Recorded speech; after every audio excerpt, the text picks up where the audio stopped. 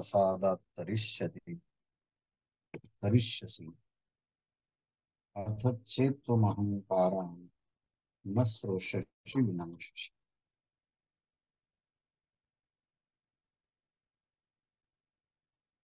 श्रीमद्भगवद्गीता मोक्ष संन्यास योग नामक ह्या 18व्या अध्यायातील श्लोक क्रमांक 58 आणि ओबी क्रमांक 1268 नंतर सुरू होणाऱ्या ओव्यांचं आपण चिंतन करणार आहोत।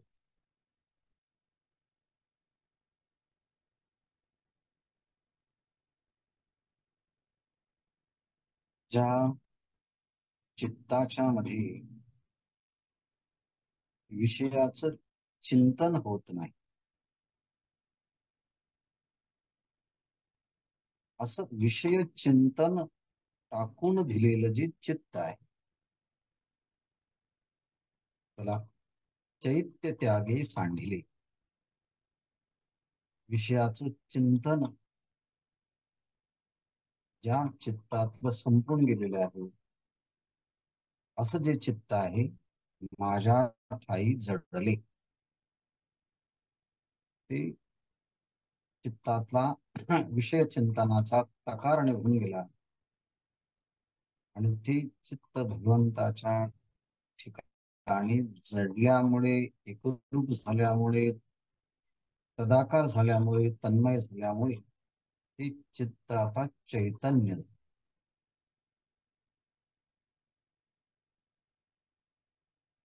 आणि त्यामुळे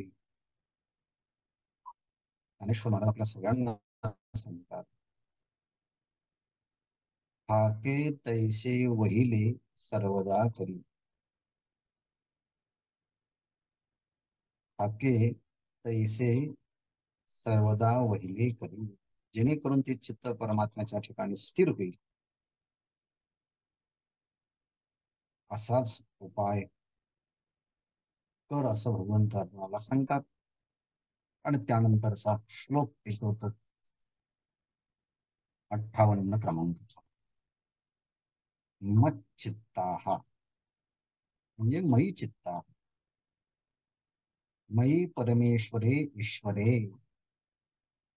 मी परमेश्वर ईश्वर परमात्मा जे आहे त्या परमात्म्याच्या ठिकाणी ज्याने चित्त लावलाय, ज्याच्या चित्ताच्या चिंतनाचा विषय भगवंत झालेला आहे, भगवत संबंधित ज्याचं चित्त चिंतन करतो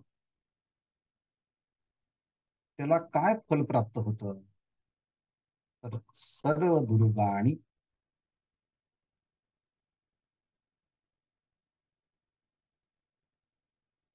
मत प्रसादात सर्व दुर्गाणी तरिष्यसि। सर्व दुर्गाणी,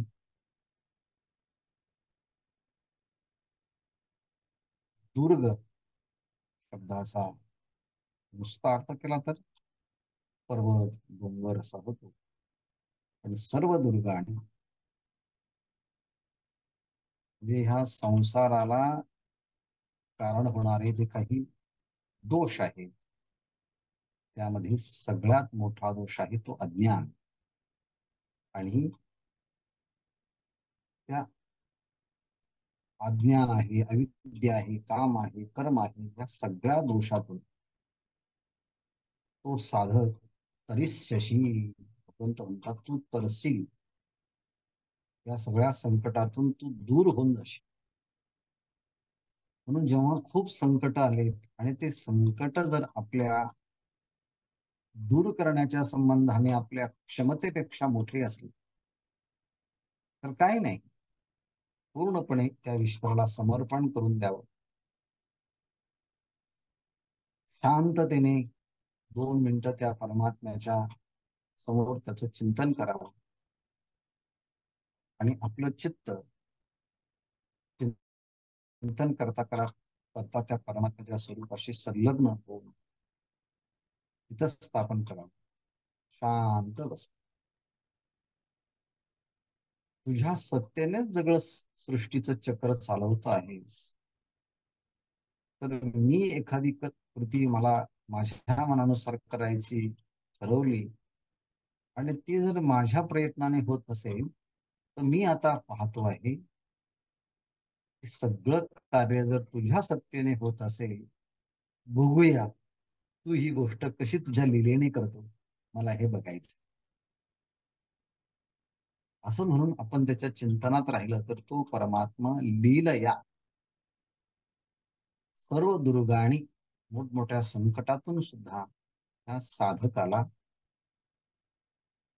पार करतो. म्हणून भगवंत सांगतात सर्व दुर्गाणी मत प्रसादात तरिष्यसी. मोठमोठे आयुष्यातले संकट देखील भगवंताच्या कृपा आशीर्वादाने नष्ट होतात. त्या संकटातून तो साधक पलीकडे जातो. असं भगवंताने स्वतःचा आशीर्वाद दिला आहे. मत प्रसादात मत चित्ता मत प्रसादात सर्व दुर्गाणी तरिष्यसी. आता सूचना सांग.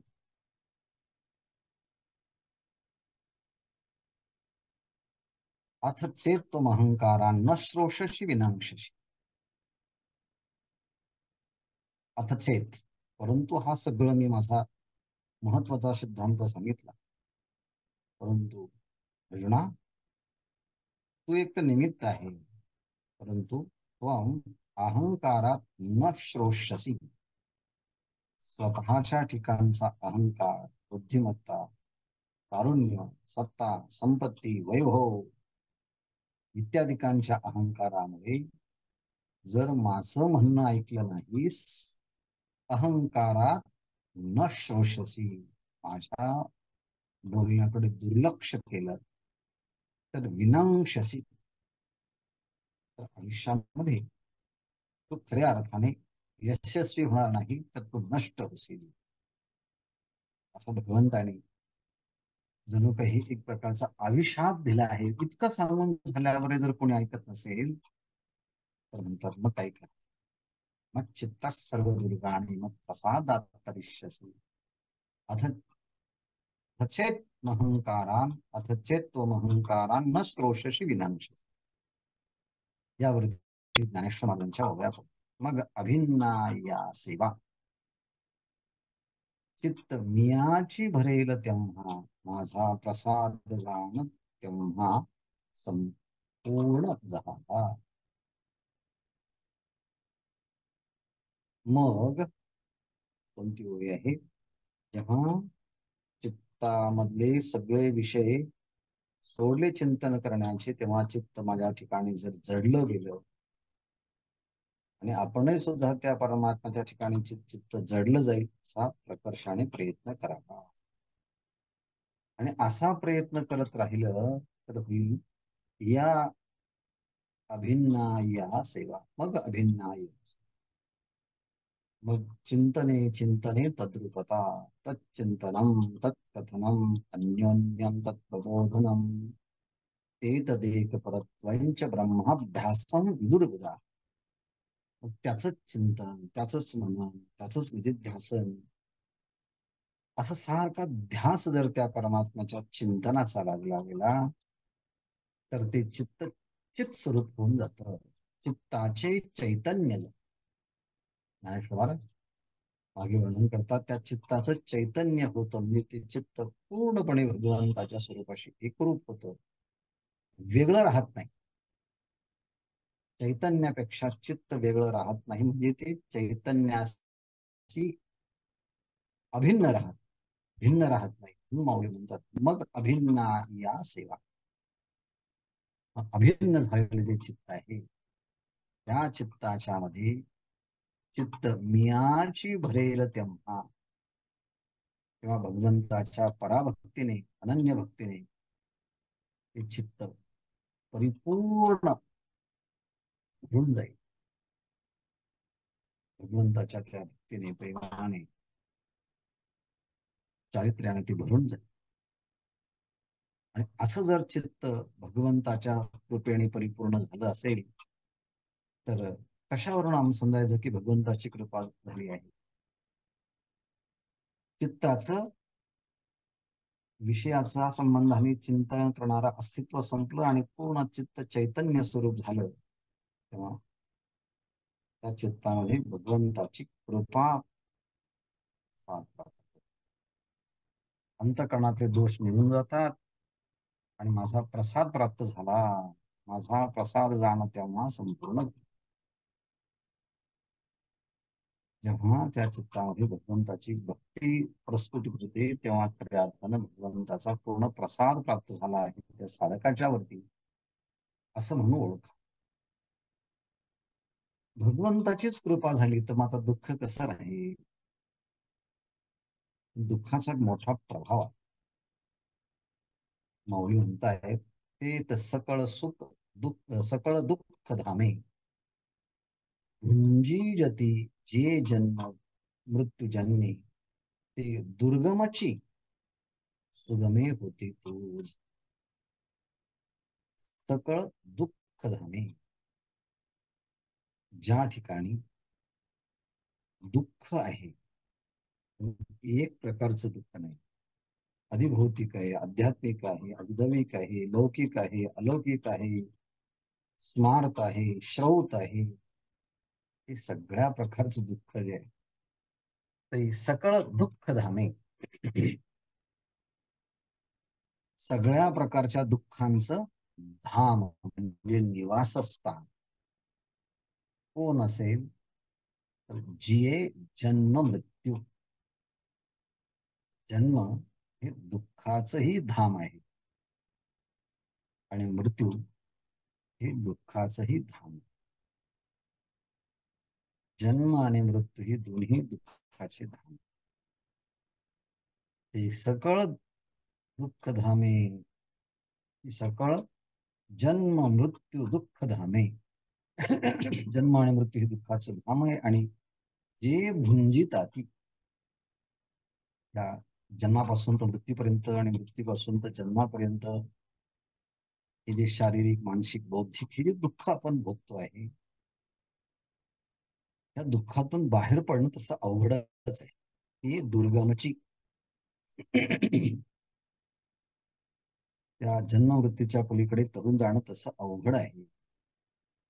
हे दुर्गमची, ते खरोखर अवघडच आहे.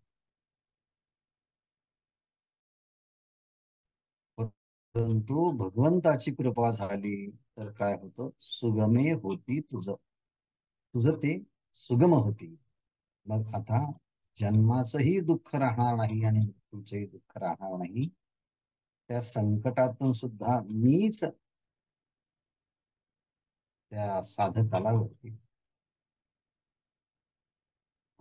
ती दुर्गमची तुझं सुगम होती. अवघड असणाऱ्या गोष्टी अर्जुना तुझ्या करता त्या सुलभ होती.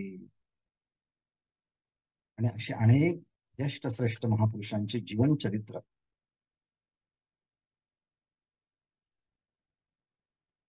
आहे की मोठमोठ्या दुःखांना सुद्धा भगवंताच्या कृपेने तो जीव लीलया सामोरा जातो आणि त्या दुःखातून त्याला आणखी चांगला मार्ग दिसतो. सकळ दुःख धामे भुंजिते जे जन्म मृत्यू जन्मे, ती दुर्गमची सुगमे होती तुझ. दुर्गम असणारे काम देखील तुझ्याकरता सुगम होऊन येते. कशा प्रकारे? धर्म.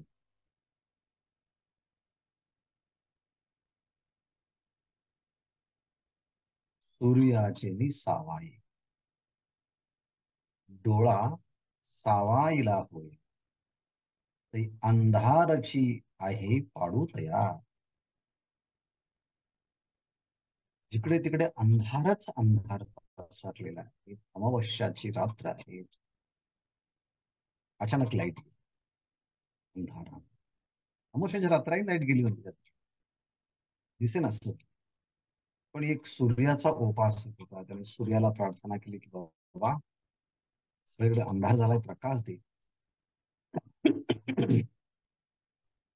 उपासकाने साधना केल्यामुळे त्या उपासकाच्या वरती दैवत प्रसन्न होऊन सूर्य त्या साधकाच्या मदतीला माऊली म्हणतात सूर्याचे नि सावाई, त्या सूर्याचं साह्य मिळालं. त्यामुळे डोळा सावा इला होईल. सूर्याच्या साह्यानं त्या साधकाच्या डोळ्याला साह्यता मिळाली. तेव्हा काय होतं म्हणजे, तेव्हा त्याच्या पुढे असणारा अंधारच काय समोर उभं राहील का? अंधाराचं सामर्थ्य आहे की त्या पुढे उभं राहण्याचा? ते अंधाराचा तया पाडू आहे. मग अंधाराची काही बरोबरी करील का तो? अंधार त्याची बरोबर करील का? नाही करत. सूर्याचं साह्य जर आता डोळ्यांना मिळालं तर आता स्वच्छ प्रकाशामध्ये त्याला सगळं दिसणार. सूर्याची निसावाई डोळा सावाई. सूर्याच्या साह्याने डोळ्याला सहाय्य मिळालं. मग तिथे काय अंधाराचा काही राहण्याची काही गरज आहे का? अंधार राहील का तिथे? अंधाराचं राहणं शक्य आहे का? अंधाराची पाडू तया. मग त्याला काय अंधाराचं काही सामर्थ्य तिथे आहे का? बरं नाही. तैसे माझे नि प्रसादे, त्याप्रमाणे भगवंताची कृपा झाली. जीवकणू जयाचा उपमर्दे, भगवंताची कृपा झाली तर मी स्वतः सच्चिदानंद स्वरूप असताना आपल्या स्वस्वरूपाचा विसर पडला. आणि विसर पडू नये स्वतःचा विसर पडू नये त्याकरता सात्विक आहार घ्यावा लागतो. आहार शुद्ध सत्वशुद्धी सत्वशुद्धो ध्वा स्मृती. सात्विक आहार घेतला,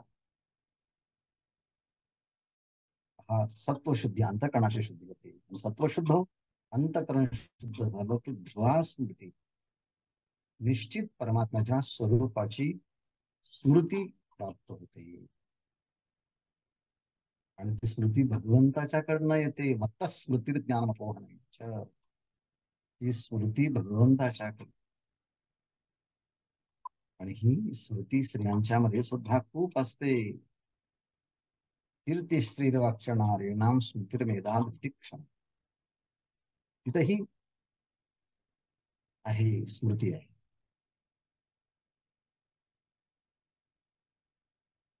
मोहामुळे स्मृतीचा लाभ नाश. ध्यायतो विषयांसा संगस्ते शुकजायते संगात संजायते कामः कामात क्रोधो भिजायते क्रोधात भवति सम्मोह सम्मोहात स्मृती भ्रमः. त्या मोहाच्यामुळे स्मृतीचा नाश होतो. म्हणून भगवंताने अर्जुनाला विचारलं, तुझा नष्ट झाला का? नष्टो मोह स्मृती लब्धा, मोह नष्ट झाला का? आणि आत्मज्ञानाची स्मृती प्राप्त झाली का? ही स्मृती अतिशय महत्वाची. मग आता दयाचे आणि प्रसादे जीवकणू, हा जो काही जीव आहे तो भगवंताचाच अंश आहे. काय होतं? जयाचा जीवकणू उपमर्दे, जीवाच्या ठिकाणी असणारं जीवत्व ज्या अज्ञानामुळे होतं त्या अज्ञानाचीच निवृत्ती आता भगवंताच्या कृपेमुळे झाली. सूर्याचे निसावाई ते माझिनी प्रसादी जीवकणू जयाचा उपमर्दे. भगवंताची कृपा झाली की जीवाच्या ठिकाणी जीवत्व नष्ट, आणि जीवत्व संपलं की ते मग शिवत्व देवत्व ब्रह्मत्व आपोआप येतं.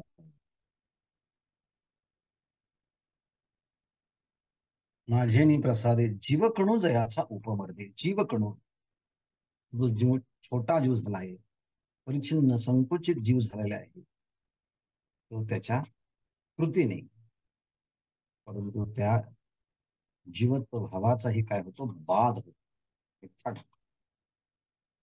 मग असा जीवत्व संपलं, तो संसाराचे नि बाधे, तो संसाराचे तो बागुले संसाराचे नि बाधे केवी. मग बागुल बुवा एवढंच ज्याचं सामर्थ्य आहे, अशा संसाराच्या द्वारे किंवा अशा संसाराची त्याला बाधा होईल का, दुःखी होईल का? म्हणजेच भगवंताची कृपा झाली की जीवत्व नष्ट होतं आणि संसाराची कोणतीही बाधा, कोणताही प्रभाव त्यावरती होत नाही. म्हणजेच भगवंताची अनुग्रह त्या जीवावरची होतो. तैसे माझे नि प्रसादे जीव कोण जयाचा उपमरे तो संसाराचे नि बाधे वागुले केवी. तो केवी वागुले संसाराचे निबाधे. बागुल बुवासारखं ज्याचं अस्तित्व आहे, असा संसाराकडून तो साधक दुःखी कसा होईल? म्हणून धनंजया, तू संसार दुर्गती या तरसील माझिया प्रसादास्तव.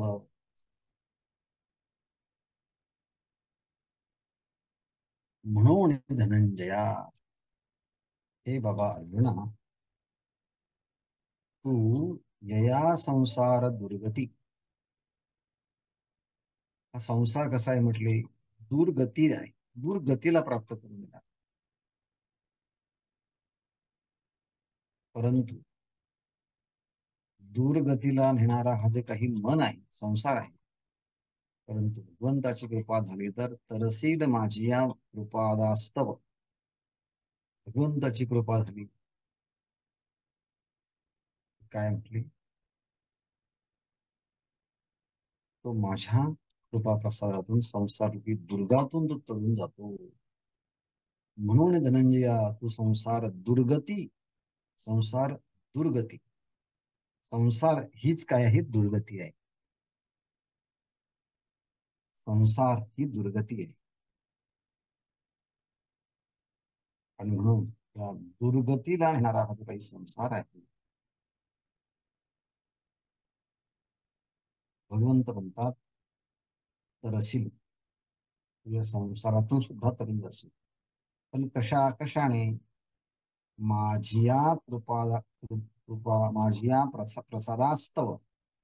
माझी कृपा झाली असताना, माझी कृपा प्राप्त झाली असताना, माझ्या कृपेचा प्रसाद प्राप्त झाला असताना, हे बाबा अर्जुना, जीवाला उद्देशून माऊली सांगतात, तू संसार दुर्गती या तरशील. संसार ही जी काही दुर्गती आहे, अंती ते न करा कोणी गाढव पुतरा. वेगवेगळ्या योनीमध्ये अज्ञानामुळे जावं लागतं, हे काही चांगलं आहे का?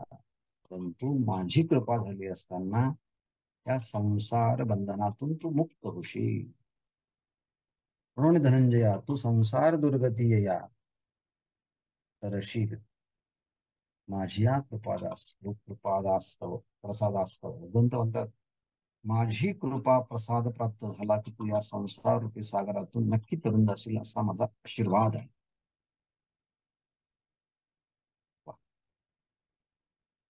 म्हणून शांततेने, एकाग्रतेने प्रभूच्या समोर बसावं, शांततेने, आणि सांगावं, देवा, तुझी जशी इच्छा असेल तशी माझी इच्छा तुझ्या इच्छेमध्ये समर्पित करून तू जसा म्हणशील तसा. पण भगवंताला सांगायचंय, काही करून माझ्या बोलण्याकडे दुर्लक्ष करू नका.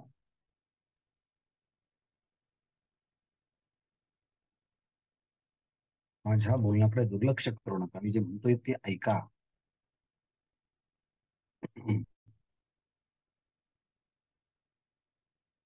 म्हणून सूचना करतात,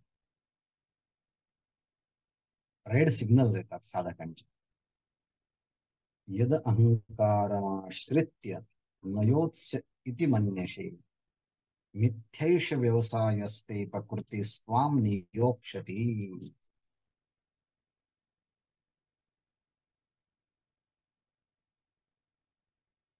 अहंकारम आश्रित्य म्हणजेच अनात्म पदार्थांना आत्मा समजून ते माझ्याकडे कायम राहिली पाहिजे अशी समजूत म्हणजे काय आहे, अहंकार. मी सगळ्यांचा मालक. म्हणून तो अहंकार इंद्रियांचा असेल, शरीराचा असेल, मनात भावनेचा असेल, विचारांचा असेल, कोणत्याही घटकांचा असू शकतो. परंतु अहंकारम आश्रित्य अहंकाराचा त्याग करून नयोत्स्य इति मन्यसे, नयोत्स्ये, मी युद्ध करणार नाही. यदि यत असे जे मन्यसे तू समजतोस, म्हणजे अहंकाराचं साह्य घेऊन युद्ध करणार नाही असं तू समजतोस, तू म्हणत आहेस. परंतु एषः तुझा मिथ्या व्यवसाय, तुझा विचार जो आहे, खोटा जो आहे, असा कसा खोटा ठरेल, खोटा होईल. भगवंत म्हणतात प्रकृती त्वाम नियोक्षती, प्रकृती तुला ती गोष्ट करायला लागेल. अहंकाराचा आश्रय करून मी एखादी गोष्ट करणार नाही असं कोणी जर तू समजशील, यदियत म्हणण्यासे असं जर तू समजत असेल, तर एषः ते मिथ्या व्यवसाय, अशा प्रकारचा तुझा जो निश्चय आहे तो खोटा निश्चय आहे. का खोटा म्हणतात? अरे बाबा, प्रकृती त्वाम नियोक्षती, प्रकृती आपल्या सामर्थ्याने तुला त्या कर्मामध्ये प्रवृत्त करायला लावल्याशिवाय राहणार. प्रकृती त्वाम नियोक्षती, प्रकृती तुझं नियोजन करेल. प्रकृती तुला ह्या कार्यामध्ये ती गोष्ट तू मनाने ठरवली करायची नाही, ती गोष्ट तुला ती प्रकृती करायला लावणारच. प्रकृती त्वाम नियोक्षती, त्वाम प्रकृती नियोक्षती.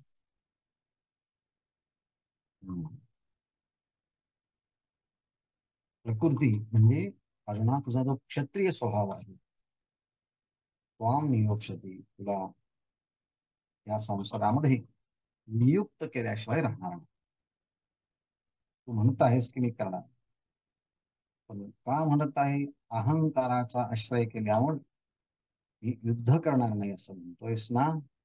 हा तुझा विचार, हा निश्चय, हा प्लॅन तुझा मिथ्या ठरेल. कारण का म्हटलं, तुझी निर्मिती ज्या प्रकृतीमध्ये झाली आहे, ती प्रकृती म्हणजे शौर्यम तेजो चित्रदाक्षम युद्ध चाप्य पलायनम दानमीश्वर भावश्च क्षात्र कर्म स्वभावजन, असे गुण ज्या क्षत्रियांच्या मध्ये असेल, ती प्रकृती तुला युद्ध उभं राहता तुला नियुक्त करी. प्रकृती त्वाम नियोक्षती, प्रकृती तुला युद्ध करायला लागेल. नियोक्षती, यावरती ज्ञानेश्वर महाराजांच्या ज्या ओव्या आहेत त्या आपण याचं थोडक्यामध्ये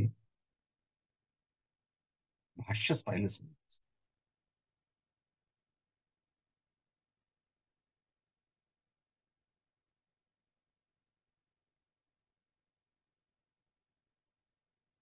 यत् अहंकारा यत् अहंकारम आश्रित्य न योत्से इति मन्यसे, अहंकाराचा आश्रय करून मी युद्ध करणार नाही असं कोणी म्हणत असेल तर त्याचा तो विचार मिथ्या आहे. कारण प्रकृती क्षत्रियाची तुला त्या कर्णामध्ये प्रवृत्त केल्याशिवाय राहणार नाही. यावरती माऊलींचं भाष्य. अथवा हन अहम भावे, माझे बोलणे हे अगवे, काना मनाच्या शिवे निदेशी टेको.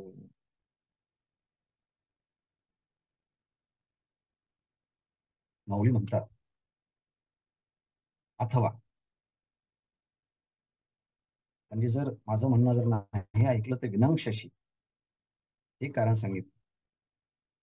आणि हे करूनही तुला जर युद्ध करण्यामध्ये तू प्रवृत्त होत नसेल तर प्रकृती तुला ते कर्म केले करायला भाग पाडल्याशिवाय राहणार. प्रकृती त्वाम नियोक्षती, प्रकृती तुला नियुक्त करे. अथवा हन अहम भावे, माझे बोलणे हे अगवे, काना मनाचे आसिवे नेदिसी टेको. अथवा हन अहम भावे, किंवा खरोखरच अहम भावाने देवालाच मी समजू, इंद्रियांना मी समजू, वर्णाश्रमाला धर्माला मी समजू, अथवा अहम माझे बोलणे हे अघवे, काना मनाची आसवे, ते कोण दिसी. भगवंत म्हणतात मी जे सगळं सांगितलं, परंतु अहम भावे अहंकार धारण केल्यामुळे माझे बोलणे हे अघवे, माझं सगळं जे बोलणं आहे ते सगळं बोलणं काना मनाच्या शिवे टेकवणे देसी. कानाच्या शिवेपर्यंत, मनाच्या शिवेपर्यंत एवढा काळ सुद्धा सुद्धा मनाला पटवून न घेणार आहे. काना मनाची शिवे टेकवणे देसी. कानाच्या आणि मनाच्या शिवेपर्यंत सुद्धा भगवंताने जे बोलणं सांगितलं ते बोलणं जर मनुष्य घेत नसेल आणि अहंकाराने बोलत असेल आणि भगवंताच्या बोलण्याचा प्रभाव काना मनाच्या शिवेपर्यंत सुद्धा येऊन देत नसेल, तर काय होणार आहे परिणाम सांगतात. तरी नित्यमुक्त अव्ययो तू आसी ते होऊनी वाव, देह संबंधाचा घाव वाजेल अंगी. आपलं स्वरूप कसं आहे प्रत्येक जीवाचं वास्तविक, तर नित्य आहे. भूतकाळात होता, वर्तमान काळामध्ये आहे, भविष्य काळात असणार आहे. तिन्ही कालामध्ये तो आपला वास्तविक आत्मस्वरूप तो नित्य आहे. त्याला कोणत्याच प्रकारचं बंधन नसल्यामुळे तो सगळ्या बंधनातून मुक्त आहे. मुक्त आहे. सगळ्या गोष्टींचा व्यय होतो, परंतु ह्या परमात्म्याचा व्यय होत नाही. याप्रमाणे नित्य शुद्ध बुद्ध मुक्त अव्यय हे जे प्रत्येक जीवाचं स्वरूप आहे. तू आहसी ते होऊनी वाहू. परंतु एकदा की अहंकार झाला, मोह निर्माण झाला, की स्वतः आपलं नित्यमुक्त शुद्ध स्वतःचं स्वरूप जरी असलं तरी ज्ञानेश्वर महाराज म्हणतात ते वावो होऊनी, ते आहासी. तू आहासी वावो होऊनी. खऱ्या अर्थानं तू नित्य शुद्ध बुद्ध मुक्त आहेस, परंतु अहंकारामुळे भगवंताचं बोलणं सहन नाही केलं तर तुझा तो सगळा शुद्ध बुद्ध मुक्ततेचा जो काही भाव आहे तो निघून जाईल. नित्य मुक्त अव्ययो तू आहासी ते होऊन, तू नित्य स्वरूप आहे, तू मुक्त स्वरूप आहे, तू अव्यय स्वरूप आहे. हे सगळं बोलणं काय आहे म्हटली वाव ठरेल, मिथ्या ठरेल, खोटं ठरेल, अभाषिक ठरेल. देह संबंधाचा घाव वाजेल. देह संबंधाचा, एरवी मी सच्चिदानंद स्वरूप आत्मा आहे असं असताना देखील मी देह आहे, मी अमुक वर्णाचा आहे, अमुक जातीचा आहे, अमुक पंथाचा आहे, अमुक कुलाचा आहे असं जर म्हणत असेल तर देह संबंधाचा वाव वाजेल अंगी. त्याला देह तादात्म्याच्या मुळे त्या देह संबंधाचा, देहाचा संबंध आला त्याचा घात झाल्याशिवाय राहणार नाही. म्हणून देह संबंधाचे घाव भगवंत म्हणतात तुझ्या अंगावर आढळतील, किंवा देह तादात्म्यामुळे शुद्ध बुद्ध मुक्त स्वरूप असताना सुद्धा भ्रांत दुःखी अशा स्वरूपाची भावना अंतःकरणात उत्पन्न होईल. नित्य मुक्त अव्यय तू आहाशी ते होऊ निवाव, देह संबंधाचा घाव वाजी लागे. देह संबंधाच्या संबंधाने चर्चा केली की आता सगळं व्यर्थ होऊन जाणार. देह संबंधाचा घाव वाजेल अंगी. देह संबंधाचा घाव आता त्याच्या अंगाला लागेल का?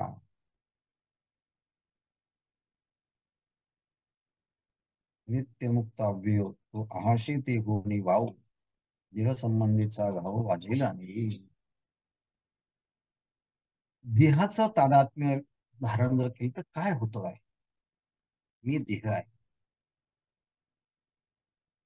मी इंद्रिय आहे, मी बुद्धी आहे, ही स्थूल शरीर आहे, सूक्ष्म शरीर असं कोणी म्हणत असेल तर माऊली म्हणतात जया देह संबंधा अतु, ज्याने देहाच्या संबंधीची संबंध ना करून त्याला साधक समजलं त्या ठिकाणी बसला.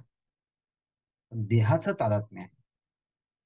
तर होतं काय, जया देह संबंधात, ज्याचं देहाच्या विषयी इतकं तादात्म्य, इतकं ऐक्य, इतकी समरसता, इतकी तन्मयता झाली असेल, तर माऊली म्हणतात प्रतिपदी आत्मघातू, तो पावलोपावली आत्मघात करणारा आहे.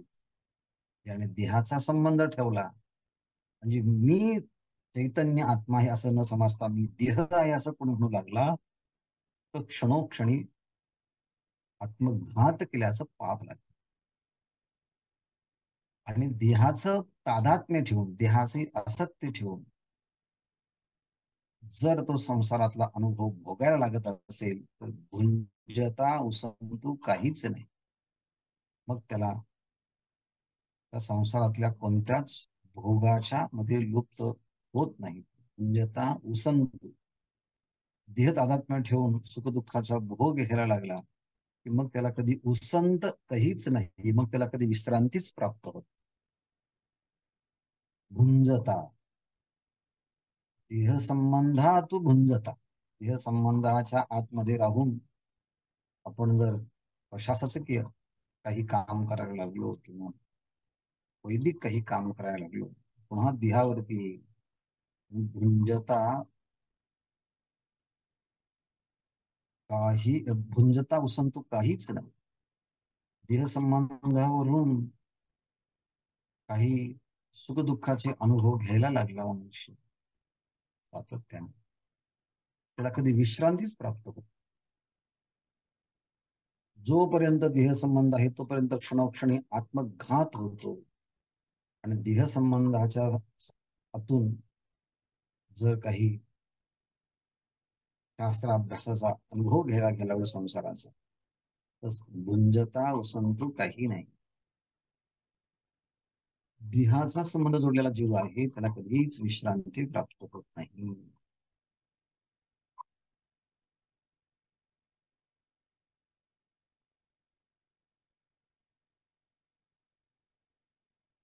देह संबंधातून गुंजता उसंतू काहीच नाही.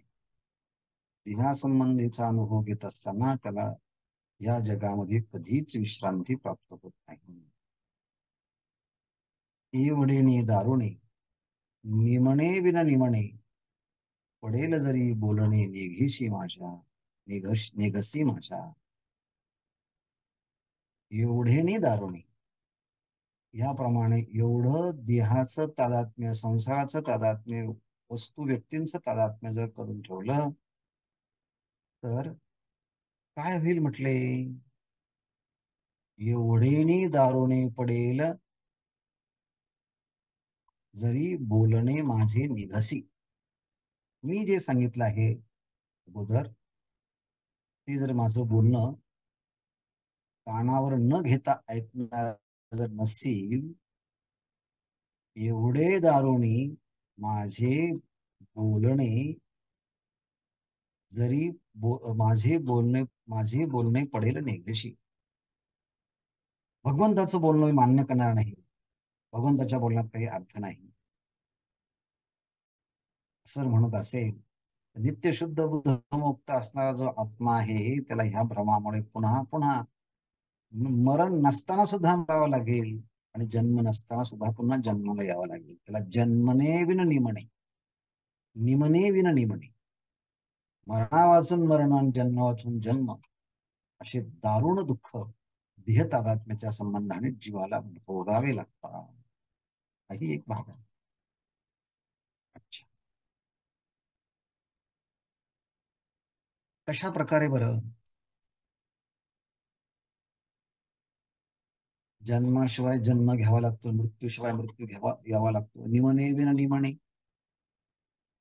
सांगतात. एखादा मनुष्य रोगी आहे आणि त्याला डॉक्टरने काही पथ्य सांगितले, पण जो कोणी रोगी असताना पथ्याचाच द्वेष करायला लागला तर, किंवा एखाद्या घरामध्ये अंधार नाही, एखाद्या घरामध्ये अंधार आहे आणि कोणी सांगितलं दिव्याचं साह्य घ्या, नाही म्हणे दिव्याला मानतच नाही, दिव्याचा प्रकाश स्वीकारतच नाही. दीप द्वेषिया, तो दिवाचा जर द्वेष करायला लागला किंवा एखाद्याने अहंकाराच्या मुळे जो विवेकाचा द्वेष करतो, विचाराच्या द्वेषाने काय होईल म्हटले, अहंकार पोषोणी, विवेक दोषे तैसा अहंकार पोषण. विचाराच्या द्वेषाने आत्म्याला न जाणता अहंकारा पुढे तो पुष्ट करून घेतो. रोगी आहे पण पथ्य जर पाळत नसेल तर ज्वर पोशी, मग त्याला ज्वर म्हणजे एक प्रकारचा वेगळा ताप शरीरामध्ये निर्माण. पथ्याचा द्वेष केला की ताप, दीपाचा द्वेष केला की अंधकार, आणि विवेकाचा द्वेष केला की मनुष्य अहंकाराचं पोषण करतात. तैसा अहंकार पोषोणी, कधी पण विवेक दोषी, मी सच्चिदानंद आत्मस्वरूप आहे असा विवेक अंतःकरणात नसेल तर मग हे सगळं अहंकाराचं पोषण होईल. अर्जुना तू स्वतःच्या बद्दल काय समजतोय माहिती का? स्वदेहा नाम अर्जुन, परदेहा नाम स्वजनो, संग्राम नाम मिलनो पापाचार. युद्ध संबंधाने तुमची काय मनस्थिती आहे? दुर्योधन आपलीच मनस्थिती सांग.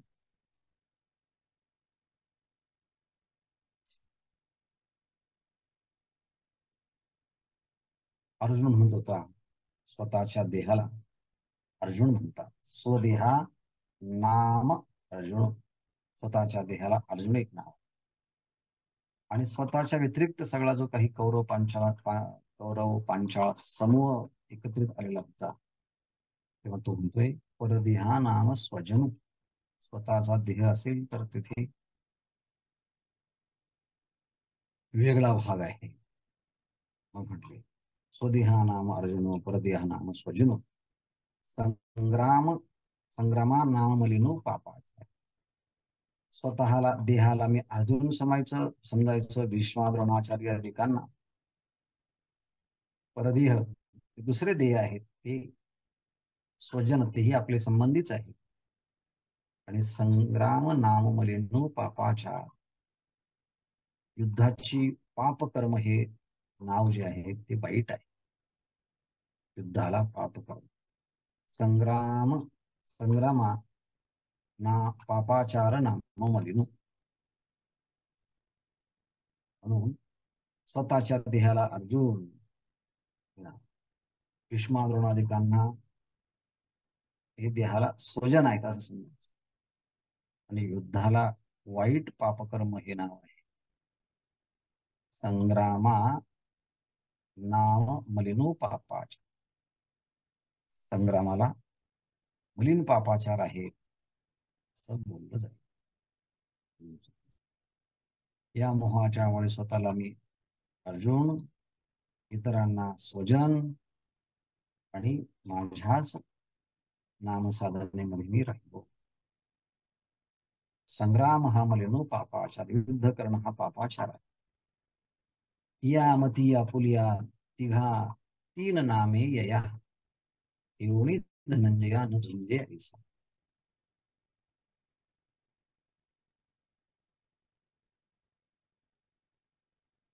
या आपुलिया मती तिघा तीन नामे यया, ठेवून या धनंजया न झुंजे ऐसा.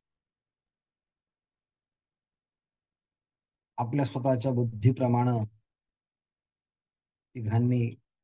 तिघांना तीन नावं ठेवली. स्वतःला अर्जुन,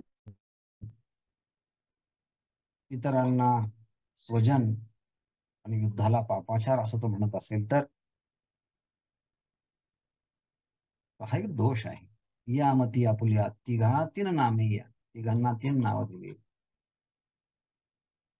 तिघा तीन नामे या ठेवून या तिघांना तीन नावं ठेवली.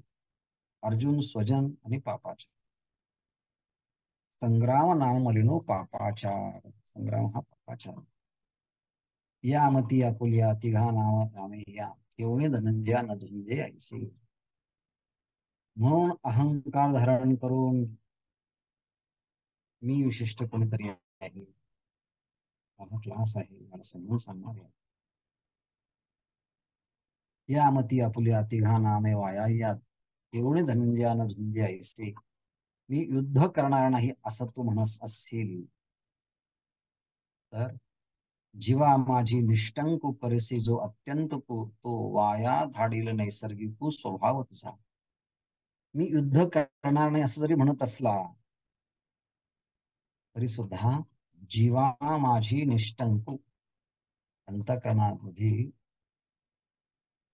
जो व्यभिचार भाव अव्यभिचार भाव आहे त्याच्याविषयी निश्चय कर. जीवा माझी निष्ठंक करेसी जो अत्यंत अंतःकरणामध्ये जीवा माझी निष्ठंक करसी जो अत्यंत को अंतःकरणा माझी निष्ठंक करशी. अंतःकरणामध्ये जो अव्यभिचार असा जो निश्चय करशील तर तुझा जन्मजात क्षात्र स्वभाव जो आहे तुला तो फार टिकू देणार नाही. तो वाया धाडील नैसर्गिक स्वभाव तुझा. मी युद्ध करणार नाही असं म्हणून जर राहशील तुझा नैसर्गिक स्वभाव तुला ते करू देणार नाही. मग अर्जुना, म्हणून मी अर्जुन हे आत्मिक या अवधू करणे ही पातक माया वाचवणे तात्विक आहे काही.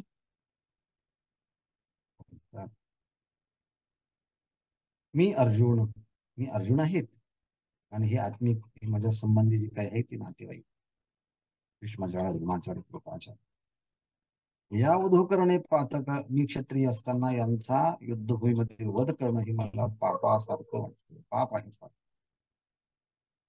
ही माया वाचवणं तात्विक काही आहे आणि खरोखर जर पाहिजे तर मायेच्या शिवाय दुसरं काही वेगळं आहे. हा सगळा मायेचा खेळ आहे.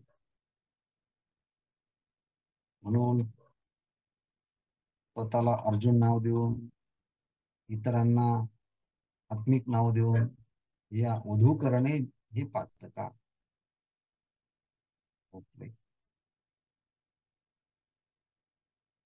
हे स्वतःच वध केल्यासारखं आहे. हे कशामुळे घडतं? हे माया वाचवणे तात्विक काही आहे.